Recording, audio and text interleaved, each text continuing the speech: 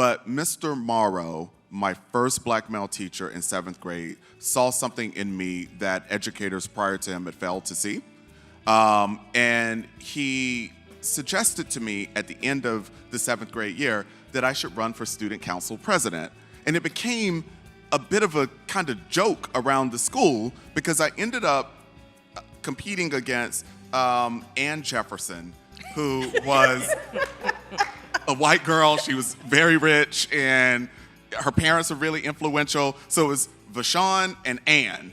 And people were like, this guy is like totally not gonna win, but somehow I won the election. It put me on a student leadership pathway that eventually brought me to what we call student affairs. I don't think that would have happened had I not met Mr. Morrow in 7th grade.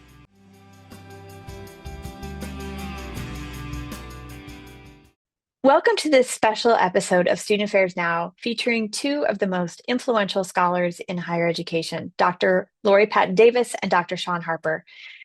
Dr. Raechele Pope and I had the honor of recording this episode on location in Long Beach, California, in front of a live audience at the ACPA annual convention on Monday, February 17th, 2025. We would like to acknowledge with gratitude the exclusive sponsor of today's episode, ACPA, College Student Educators International, the premier association dedicated to transforming higher education. ACPA supports student affairs and higher education professionals through innovative professional development, research, and best practices that shape the future of the field. Thanks again for tuning in, and thanks also to Dr. Patton Davis and Dr. Harper for your time. Here's the episode. Welcome. We are so excited to be here today, and we really hope that you are too. Oh my gosh. We can barely see you. There's bright lights. There's bright lights.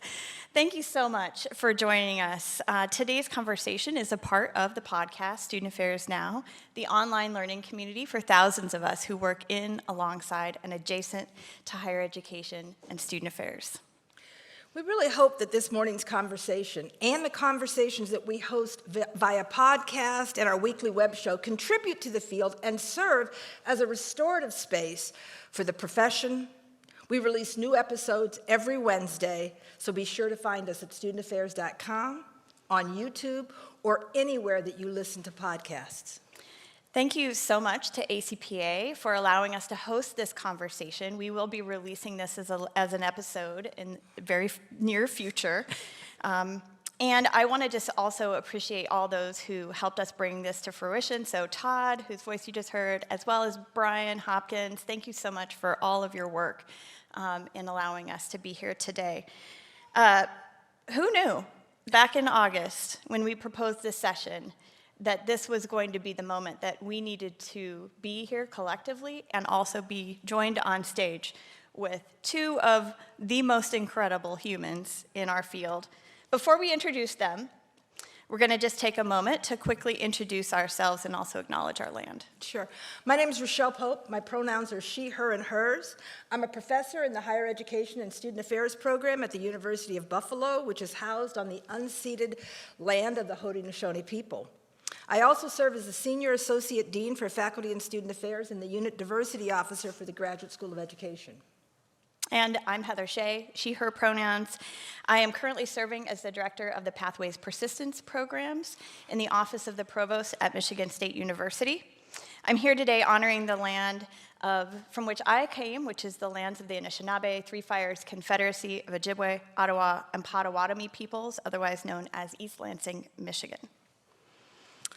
So let's get to today's conversation. We have the privilege of hosting two of the most influential voices in higher education today, scholars, leaders, and change agents whose work has shaped how we think about student success, how we think about equity, and institutional transformation. I'm going to introduce our first panelist. Dr. Lori Patton Davis currently serves as the Rosalind and Max Heyman Chair and Faculty Director of the Educational Leadership Program at UCLA. Her research focuses on the experiences of Black women and girls in education, the role of Black culture centers, and broader campus diversity initiatives. She is the lead author of Student Development in College, one of the most widely adopted texts in the field, and her scholarship has been published in the top journals in higher ed. Beyond her research, Dr. Patton Davis has been recognized with numerous national awards, including ACPA's Contribution to Knowledge Award and NASPA's Pillar of the Profession honor. She is also a fellow of the American Educational Research Association and a member of the National Academy of Education. Whew. In addition to her academic work, she serves as a trusted advisor to university leaders, educators, and philanthropic organizations committed to racial justice and educational equity. And I want to add one more thing.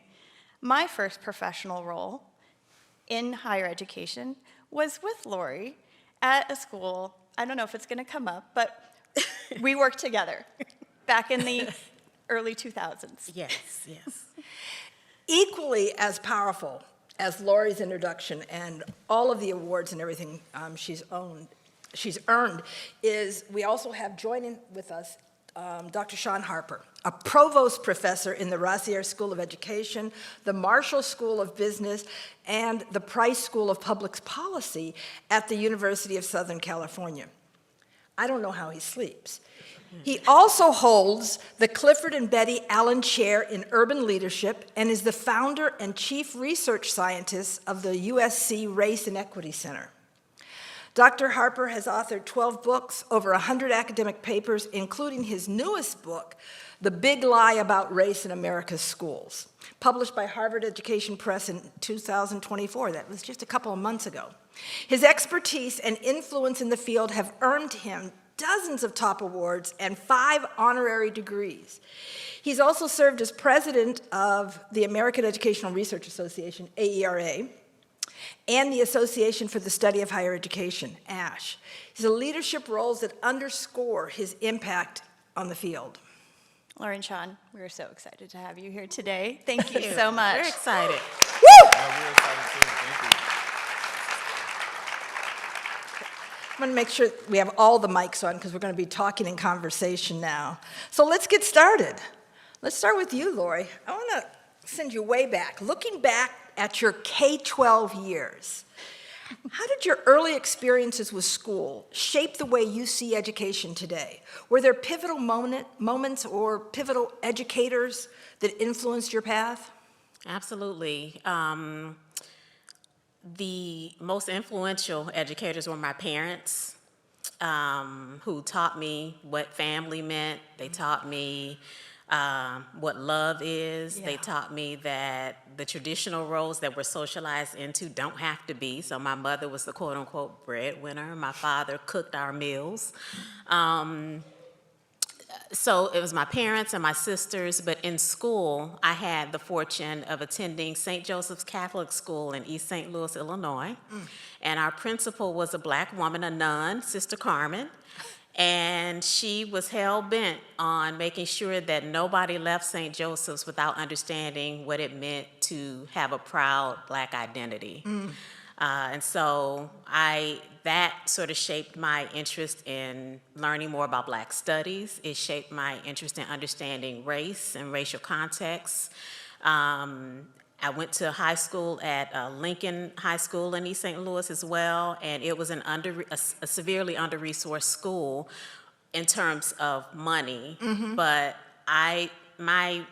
the majority of my K-12 education was with black teachers, primarily black women, who just instilled in me belief in myself, belief in my community, and much of that has shaped how I approach my work. That it's okay to do work. I think people call it me search, but it's not me search, right? It's we search, because everything I'm doing is not for the benefit of a journal or to be liked, but it really is.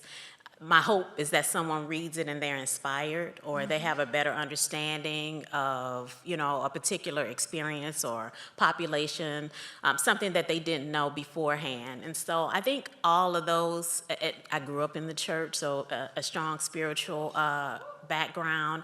And what always dawns on me is Jonathan Kozel's work, and I've talked about this before, Savage Inequalities. And his book, the first chapter, Life on the Mississippi, is about East St. Louis. And if you read that chapter, you would think it's a desolate place and that there is no life, there's no joy, there's no love. But I experienced all of those things in tremendous ways. And so the fact that I was brought up in a place that was under-resourced, that the state didn't care about, and am able to be successful, I'm able to give back and do all of these things, I think is really a testament to what we mean when we talk about capital. Yeah. Yeah. Yeah, I can see that. And I loved how you tied all of those student affairs experiences, the things that center you in your student affairs and higher education work. Yeah. How about you, Shaun? Anything you'd like to share about your own K-12 moments and experiences that stood out? Yeah, sure. Well, let me first, mic switch. Great. As they would say in the Reverend Dr. Jamie Washington's church, the mics are now open. All right. Let me start by appreciating this space and opportunity. I'm a huge fan of student affairs now, so this is a full circle moment for me to do this alongside my best friend. So I grew up in Thomasville, Georgia, a small racially segregated town on the Georgia-Florida border, where just about half the people are black and half are white. There were no Latinx or Asian American students in my K-12 schooling experience. Most of my teachers, certainly in elementary school, and really throughout most of my K-12 journey, were white women. They would often write in the comments on my report card that Vashawn talks too much. Vashawn is my government name. Vashawn talks too much. Ain't it funny that here we are now, here in Long Beach, and Vashawn is talking, and he talks for a living in lots of ways. You know, it wasn't until 7th grade that I had my first black male teacher, Mr. Morrow. Up until that time, I had been at best, average student, certainly not an academic high performer, and certainly not a student leader. But Mr. Morrow, my first black male teacher in 7th grade, saw something in me that educators prior to him had failed to see. And he suggested to me at the end of the 7th grade year that I should run for student council president. And it became a bit of a kind of joke around the school because I ended up competing against Ann Jefferson, who was a white girl. She was very rich, and her parents were really influential. So it was Vashawn and Ann. And people were like, this guy is like totally not gonna win. But somehow I won the election. It put me on a student leadership pathway that eventually brought me to what we call student affairs. I don't think that would have happened had I not met Mr. Morrow in 7th grade. Right. More about how those early influences brought you into student affairs and maybe some of the things that earlier shaped your faculty work and your scholarship and anything that you'd like to share from that kind of trajectory. Sure. I was always involved in things, but it wasn't because I was interested. I had 2 older sisters who were involved in everything. And so I thought that was what I was supposed to do. Okay. And so I joined student council in my K-12 experience. I'm not an athlete, but something told me to do softball and volleyball. I'm not athletic at all. But I said, hey, that looks interesting, so I'll just go. And so this involvement sort of transitioned into college where, again, I was surrounded by people who were involved and they were having a good time. And I said, I want to have a good time too. And so, I ended up, joining sororities and doing student government and all of those pieces. But like most people, I didn't know student affairs existed. It wasn't until I had graduated and was working that I found out about student affairs, but I had done everything.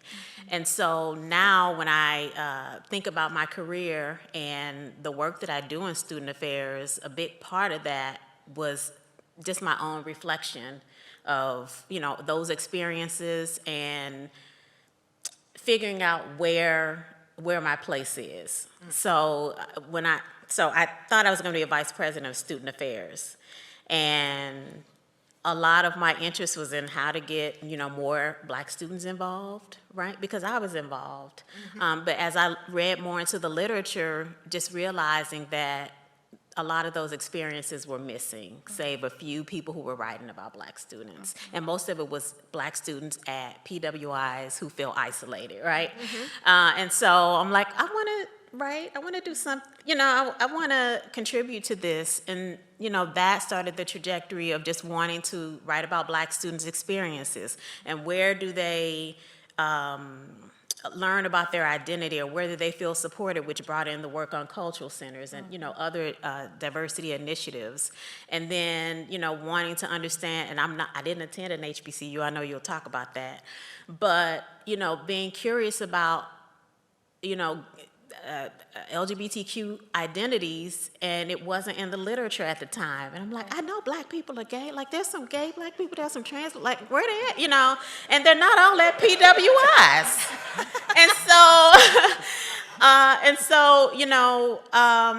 I had the fortune of doing graduate school with French, Shaun, Ontario, like friends who went to HBCUs, and just learning more about that experience and wondering, And so that started my work looking at how students with those identities navigate, a space that will, support your racial identity, but maybe not your, gender or sexuality. So I think everything is connected, and I think there's a reason why we ran graduate school together.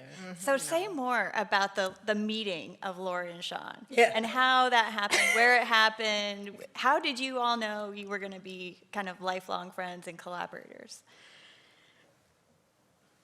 Do you remember where we first Yes. met?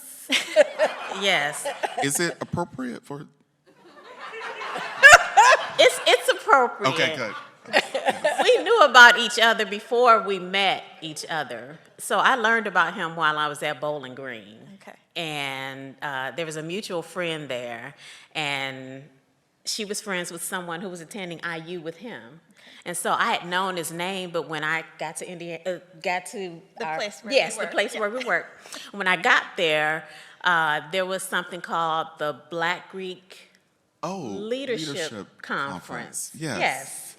And Yes. that was led by Shaun as a graduate student, right? Yeah, that's right. And So coming back to you now. Coming back. and at the time at that one school, I was advising the Black Greek letter organizations. And so I know you came, was it in Terre Haute? No, it was in Bloomington. I'll take it from here. Okay. Yes. Go ahead. And had people in common who were wise enough, and in some ways perhaps even prophetic enough to know that we would become fast, lifelong friends. Really our relationship deepened when we both became PhD students. I was a master's student at the time that Lori and I met, but we were in the same PhD cohort, and our first semester together, in our very first class, she would always be late.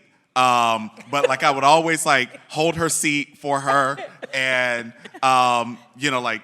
give her a hard time about being late because she was working full time and commuting. But I honestly think that it was our love for Black people that instantly united us, because she had some really deep, interesting intellectual interest around Black people and Black culture, and still does, and so do I.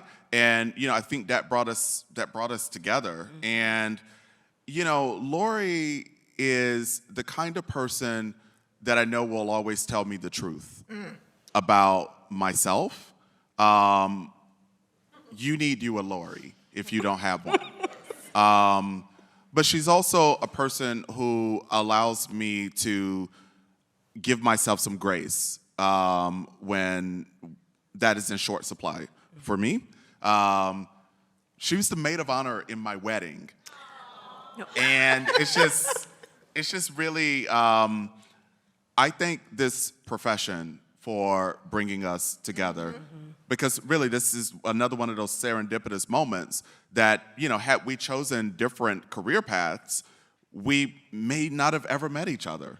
But I don't know if you remember, it was during my first year in my role, my first student affairs role, where I ran into you at a conference. Remember? And I said, I'm thinking about doing my doctorate. I don't know. I'm gonna wait. And then you introduced me to George Koo. Yes. And said, no, I'm gonna apply. You should apply too. And I applied and was admitted. And so we were able to join, be in the same cohort. But I knew I wanted a doctorate, but I felt like, I need to work for like three to 4 years, before I pursue this. And so I'm so appreciative, that you encouraged me to apply. I was probably being selfish. Probably. I needed a great intellectual playmate with me, but thank you for saying yes. Well, I think it was more than the intellectual playmate, clearly, because there was this deep connection and friendship developing, and it clearly came to fruition for you all. But I also think about your experiences as grad students was deeply informed and enriched, and in some ways probably saved, because you had the two of you and whoever else might have been in that cohort. Listen. We had the most wonderful time. We really did. We really did. Are you going to talk about Mary? He's going to tell about something. I'll get to Mary in a moment. Let me just perhaps say something about our doctoral cohort mates. They were a group. We were not invited into that group. So we made our own group. Right. Their group amassed resources to help each other prepare for comprehensive exams, and they would pass those resources to each other and ensure each other's success. But somehow, they didn't manage to pass the resources to us. We're Black people. We're way makers. So we made our own way, and we made our own group. And, it was Lori and Ontario Wooden and Michelle McClure Mayo and John Kirkendall. And then enters Mary Howard Hamilton, who was a professor at University of Florida. Then she came to Indiana University sort of midway through our time there. And, that was just a whole game changer for us. We felt so supported. But honestly, it was Black folks holding Black folks down in that context, as I recall it. Yeah, that's exactly how it was. How has that affected how you all see your role now in creating supportive networks for graduate students? Oh, goodness. Let me add something to that question, because there's a piece of this that I see, and I don't know how many people know this, and if you don't, at some level you should, but those of you who have had this experience, Lori and Shaun are two of the most generative scholars we have out there.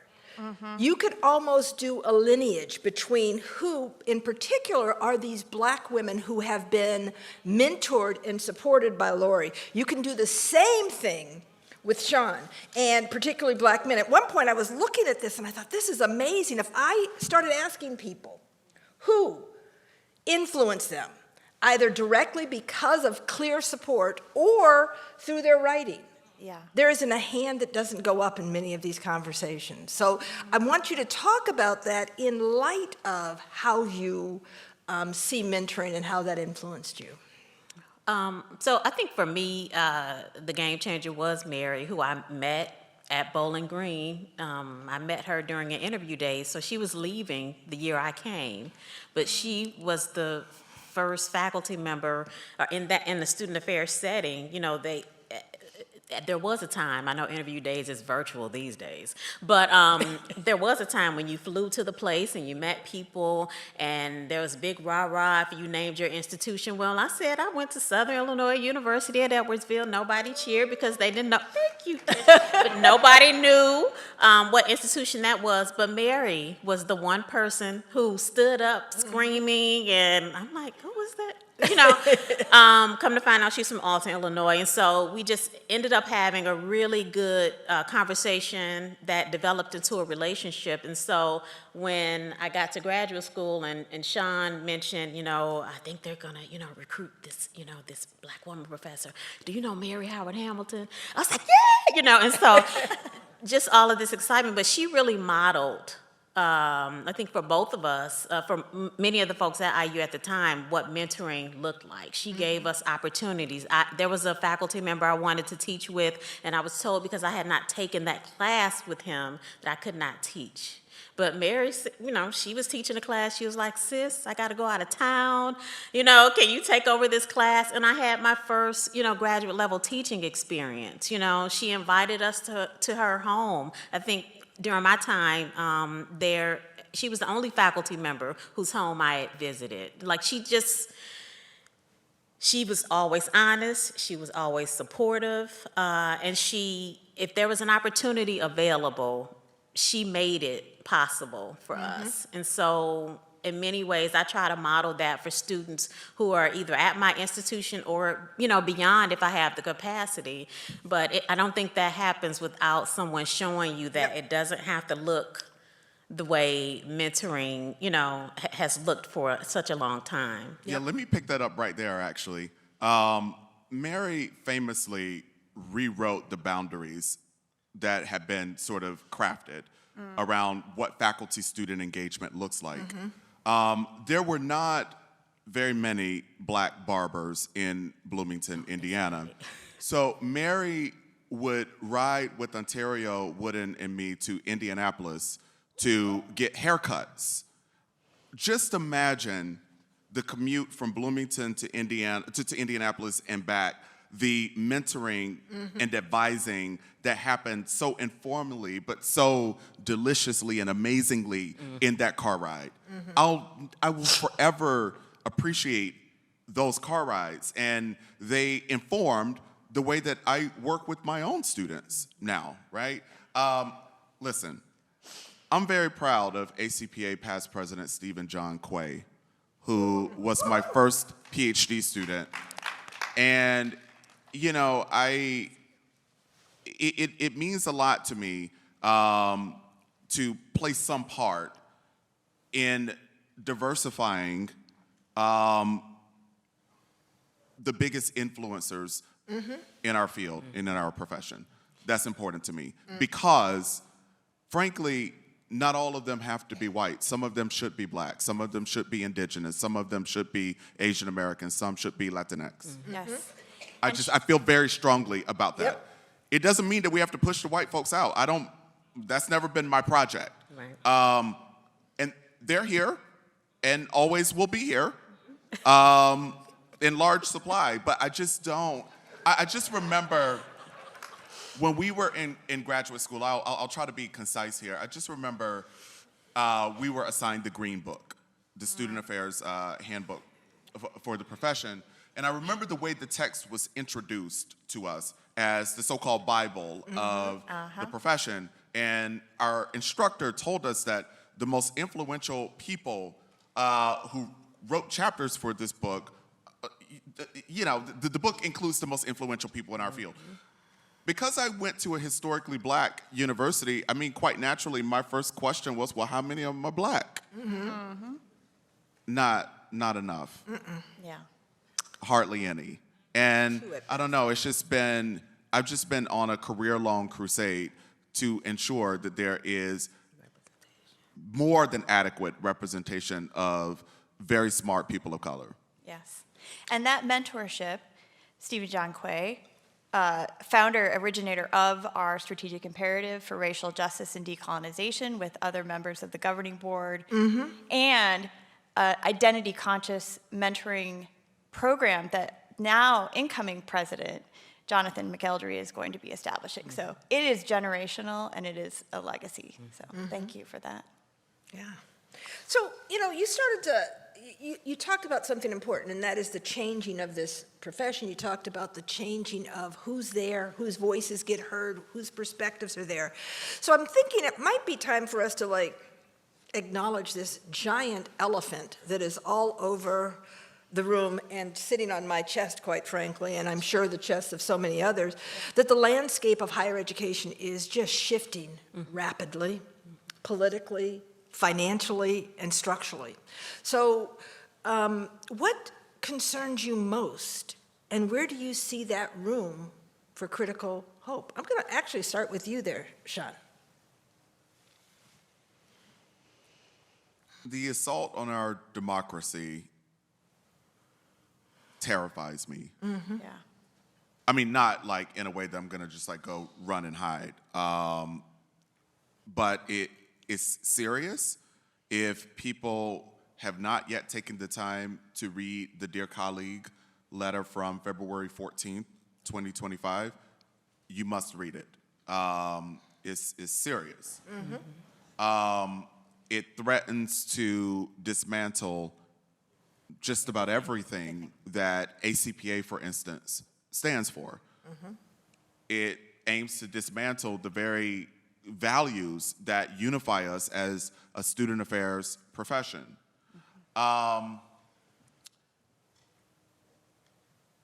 It's so anti-Black.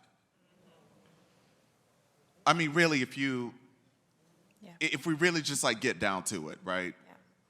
There's palpable, disgusting anti-Blackness. Look, I just think that during these times, we have to show our work to confirm that it is not the very stupid, very divisive things that attackers mischaracterize it to be. If we don't show our work, we make it susceptible to all sorts of lies about what it is and what it does. I know that it's scary to show one's work right now. That February 14th executive order or Dear Colleague letter would have us believe that anything that we do in the name of diversity, equity, and inclusion will make our institutions vulnerable to losing their funding. You know, in the most twisted, perverted kind of way, that Dear Colleague letter is about discrimination. Show the folks that you're not discriminating, right? You have to show your work. So, that I think is the best thing that we can do during these times, recognizing that it's terrifying to do so. Yeah. Sure. Thank you. And Lori, what about you? What concerns you most? Where do you see room for that critical hope?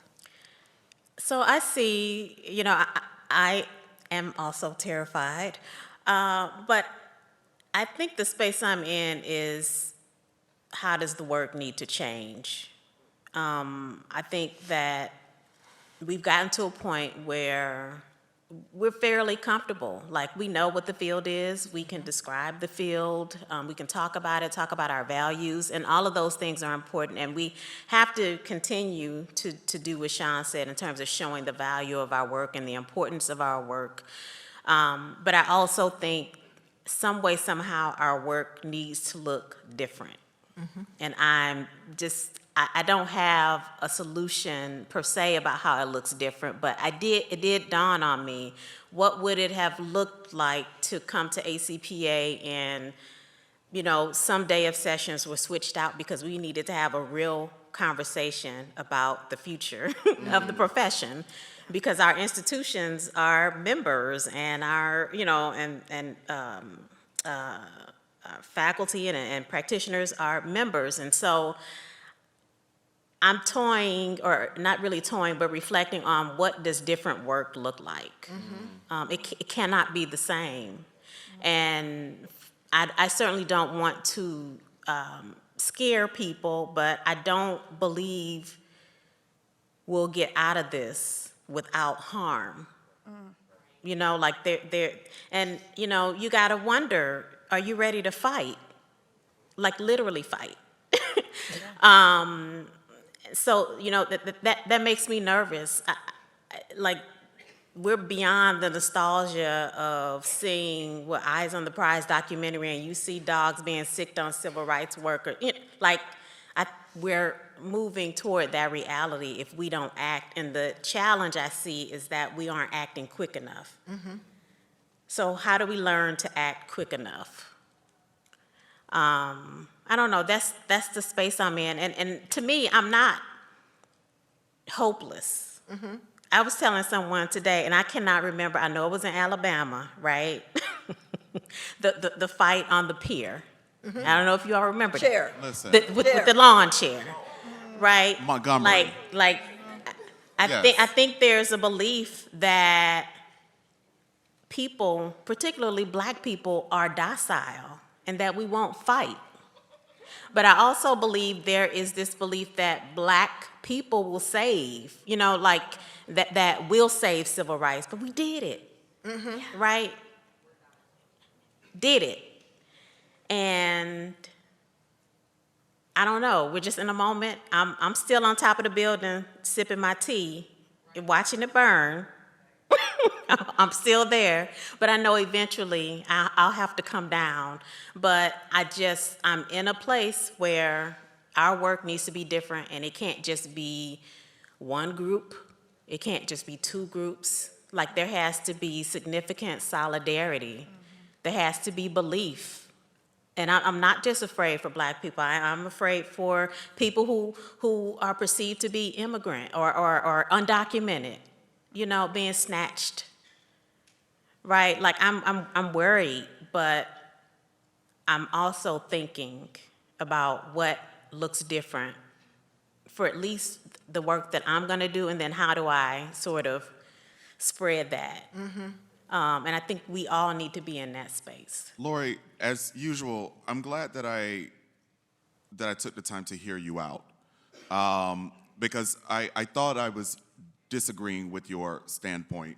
The example that you gave was incredibly game-changing for me when you said, what would it look like if we just abandoned day 2 of the program? And look, we understand that people work really, really hard on the program and so on and so forth at a conference, to just come together to think about what does solidarity and coalition look like. We got thousands of people here. Let's seize that opportunity. I think that is a radical reimagining of a space. Yeah. But, Lori, the reason why I thought I was disagreeing a bit when you were saying that, we're going to have to change some things. There are things that we worked really, really, really hard on to that I think are worth fighting for and worth preserving. Absolutely. For instance, when I came into the convention center and I came up the escalator, I had to go to the bathroom. And I saw the sign for the all-inclusive bathrooms. And frankly, I said to myself, the Trump administration would have a fucking field day with this, right? Like, they would try to ban this. Mm-hmm. Also, I was intending to, and striving to be as respectful and as reflective as possible during the land acknowledgement. But confession, I wrote a note to Lori that said, Trump is going to rename these lands. Listen, land acknowledgements are really important. And I don't know, I just think that there are some things that we ought to refuse to change. Mm-hmm. Yes. Yeah. Oh, yeah, we're part of this, right? I'm just sitting here taking it all in, learning. I know. No, I think you're right. There are things that we do need to change. There are some times where I believe that we spent energy and time on things that meant something to this association. Yeah. Or our individual campus, and we lost sight of some of the things. But there are also important things where we have all-inclusive bathrooms, like the one I have in my home, which so I have no idea why people are all upset about this, right? Turns out.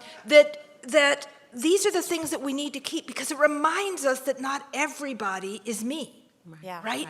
And so that we see the world differently, and that's what you're reminding us. So I guess that what I'm asking you to do is to explore a little bit more with us, dream a little bit more. Yeah. What else would look different? Like that was Yeah. powerful about how we sit down and have a day Yeah. where we're going to reframe what we need to do on these campuses. What other suggestions might you have that seem to be unique or that have been bothering you? Oh, goodness. Do you have one? Yeah, Okay. I'll give one. Okay. It's a very tangible one. So, with the support of two foundations, I've created what we're calling the National DEI Defense Coalition. And in the latter half of fall semester, we brought together a few hundred chief diversity officers, diversity practitioners, culture practitioners, and so on, alongside researchers who study campus racial climate, students of color, so on and so forth, to produce a set of assets that we are going to release at the beginning of March. And these are all assets, mostly digital tools, that could help people dispel some of the misunderstandings, misinformation, and disinformation about DEI on college campuses. But, you know, that's sort of just phase one of the work. Yeah. The urgency of the moment now requires us to greatly expand that tent and build a much, much, much bigger coalition of literally millions of Americans who are willing to stand up and fight back, but they got to do it collectively. Can't go at it individually. Right. Yeah. Yeah. It has to be collective. I want to go back quickly to that Dear Colleague Yeah. letter from February 14. I would imagine that an individual college president would feel handcuffed Right. by the threats in that letter, because there's a threat to take away the federal funding from your institution, right? But imagine if that president came together alongside hundreds or perhaps thousands of other presidents and said, try it, Right. Yeah. right? There's no way we're going to let you do this. We need more of that. Yes. I agree. Yeah. And the urgency is part of the panic, right? And I think that's part of the strategy is how do we slow down, take a breath, right? But also mobilize and build that coalition. Lori? Well, wait, I just want to say, I don't think we need to slow down yet. Because there's two things. I think we need things going collectively. As True. academics, as people in higher ed, we often take that time and we put together a task force and we do all these Yeah, things. we In don't the have time for meantime, that. they're rolling on. We need a rapid response group that is Yep. saying, here's our immediate response to this letter. And we're still doing our homework like we usually do. Yeah. So that's actually what I was going to mention. Oh, damn. Yeah. Sorry. Yeah. You know, we have this, ACPA has this imperative. Yeah. Yeah. So where's the team that takes that imperative and Yes. say, you know, we said these things, and so this is how we move. Stand in this. And I don't, you know, I wish that existed. I'm also, you know, in all of the time we're thinking and, you know, strategizing, again, I think we have to build up stamina for a fight. And I'm going to give you an example. You know, it surprised me that there were Congress persons trying to get into the Department of Education and a guard said, I can't let you in. I don't know how that happened because my response would have been completely different. I don't know. And I don't think there's any position or role that puts us above fighting for what we believe in. There just isn't, or there shouldn't be. There should not be a concern about what we might get arrested. And, you know, like, we need help on thinking about what it means to risk take, what it means to be, it's okay to be afraid, like all of these things. And I'm of the belief that there's the work we do as faculty and administrators, and I love to write, but I'm also clear that the people who need to read it, I'm not sure they're the ones who are going to look at it. Mm-hmm. And so, like, how do you make that possible? How do we encourage more people who are in this room, run for school board, run for an elective, like the people who are making decisions don't really believe the things that our association stands on. And so, yes, run for president of ACPA, but also run for president of the school board. Or, like, we have to move beyond our field. Mm-hmm. Yeah. To me, that's what a switch looks like, that we think about leadership beyond just within the field, which is important. And I'm excited for the opportunity for ACPA to think about the power it can leverage. Mm-hmm. Yes. I was thinking today, when I was going up for tenure, if my institution was in a red state that doesn't allow me to do this work, I decide, I'm still going to do it anyway. Mm-hmm. But I submit that article to JCSD, and I'm told we cannot publish from red states. That's going to make that faculty member say, no, I have to go to my institution and say, you're telling me to stay in this job, I need to get promotion and tenure. Well, this is the top journal. So, there needs to be some other partnership or something so that my work will be recognized by that journal. So there is power in ACPA and lots of what ACPA is doing, but you got to leverage it. And the reality is that some of our members will be hurt in the process, but it's for a larger, like, we're all going to be pushed to sacrifice in some ways. Mm-hmm. I'm going to break your rules. You're the host, but let me ask Lori a question. Do it! Lori, I have a question. I love what you just said. Lori, too, is a past president of the Association for the Study of Higher Education. Mm-hmm. Lori, how does an association get the confidence to do what you just called for? Because I think that it requires a particular level of confidence that is countercultural even to the norms, the longstanding norms of an association like ACPA, NASPA, ASH, AERA. So, to me, it's not about who leads, it's about who serves. Mm-hmm. That's right. And it's who, and that's not mine, that's Carter G. Woodson's, because I'm reading Miseducation of the Negro. But everybody doesn't need to lead. It's about wanting to work and wanting to preserve the things we care about. We want to preserve our imperative. We want to preserve, how we, do bathrooms, like all of that, our land acknowledgements. How do we preserve it? Well, it takes people to serve to do that.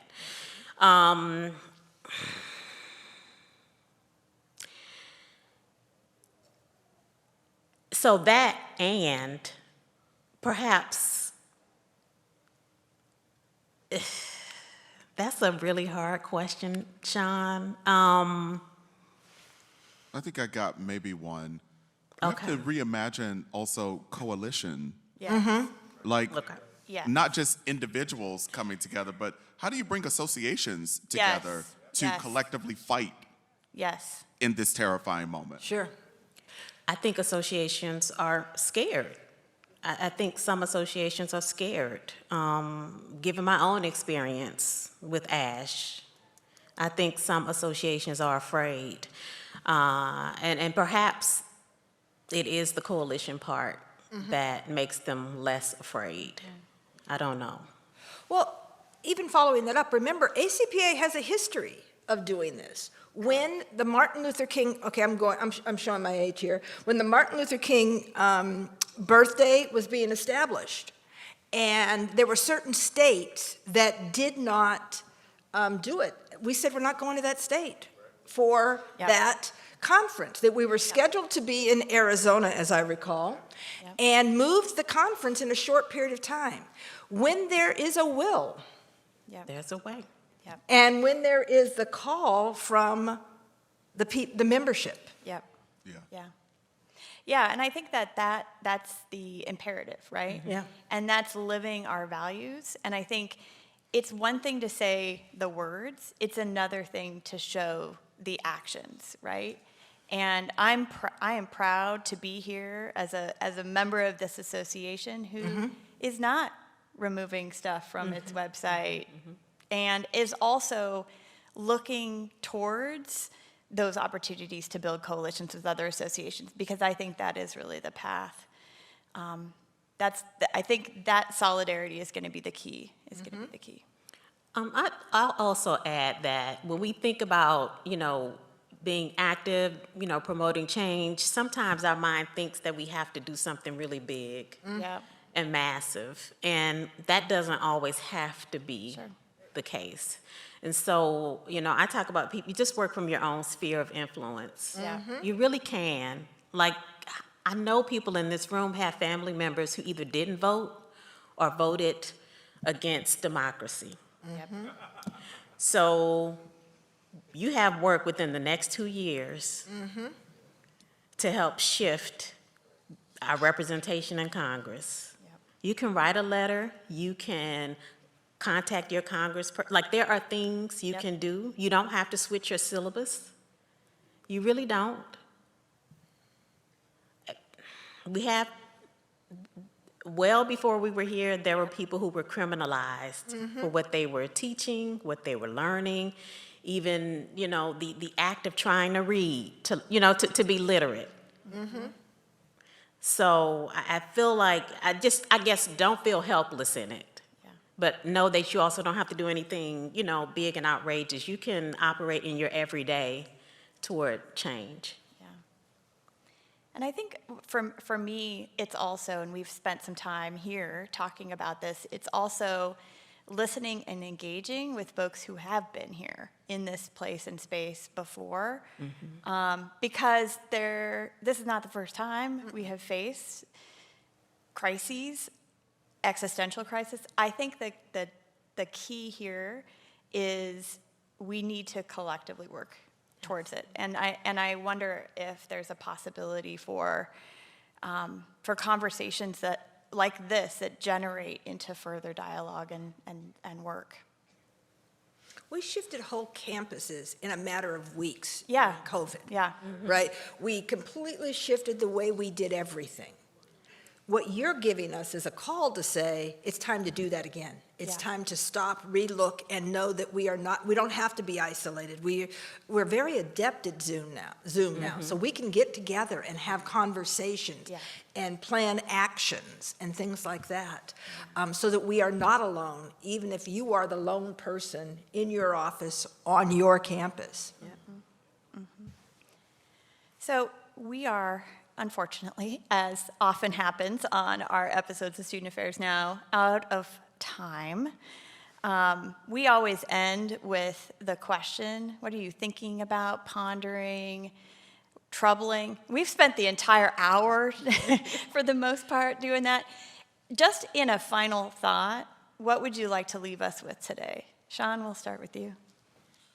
Yeah, I am thinking about what it means to still have joy during these times, and to be incredibly intentional about leaning into the things that bring you joy and doing them with the people who bring you joy, right? Again, just quick full circle moment. I work at USC. Now my best friend works at UCLA. Doing things with her and with her children and her husband brings me joy. So I don't know, I just think, and with my husband too, I just think that he's always there too, and we all love him too. But yeah, I think that it's gonna be important to still be committed to finding joy during these times. I think alongside that is resting. I have worked really hard to not get into, like, I think somebody called it trauma scrolling, where you're, on social media and you see every story is a negative story. Every story is triggering. Yeah. So that it's joy, but it's also giving yourself a break. Give yourself grace, like slow down, and rest. Take a nap. And when you wake up, or when you stop, the same issues will be there, but you can look at them and think about them clearly. And I'm also thinking about imagination. I'm reading Ruha Benjamin's book, Imagination, a Manifesto. And I just love that book because we really can imagine something different. One of the things she said, actually, when she was speaking at USC, she talked about how, someone had to imagine slavery. Somebody had to imagine, all of these rules and laws that keep people oppressed. And so if they can imagine, that, we certainly can imagine something different. And so, resting and then sort of tapping into your imagination for how things could be, I think is really important. Yeah. Thank you both so much for your time, for your wisdom, for being here at ACPA. This is fun. It's so fun. It's so fun. And I have learned, I always just value the opportunity to sit in space and hear from you all. It's been awesome. Raechele. Yeah, thank you. Of course, as I said, I sat there and I forgot that I was supposed to be doing something. I was so invested in listening to you. This has really been such a powerful and necessary conversation. And I also want to extend a special thank you again to ACPA for allowing us to host this discussion as part of this incredible gathering. We're honored to be here.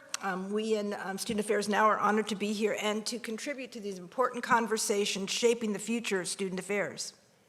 Just want to also give a huge shout out to the other members of the Student Affairs Now team. A couple of them are here in the audience, Keith and Glenn, thank you for being here.